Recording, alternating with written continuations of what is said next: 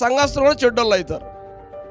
ఇప్పుడు సంఘస్థులు చెడ్డోళ్ళు అనుకో, వాళ్ళ పిల్లలు వాళ్ళు కూడా ఏమవుతారు, ఆ తల్లిదండ్రులు చెడ్డోళ్ళు, పిల్లలు కూడా చెడ్డోళ్ళు అవుతారు. ఇట్లా step by step first pastor మింగుతుంది.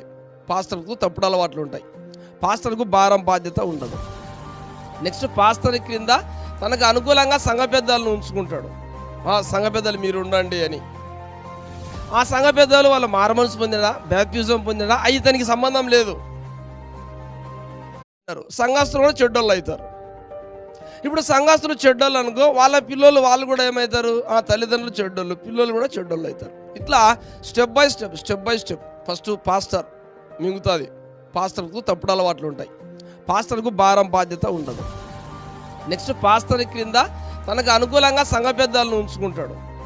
సంఘ పెద్దలు మీరు ఉండండి అని.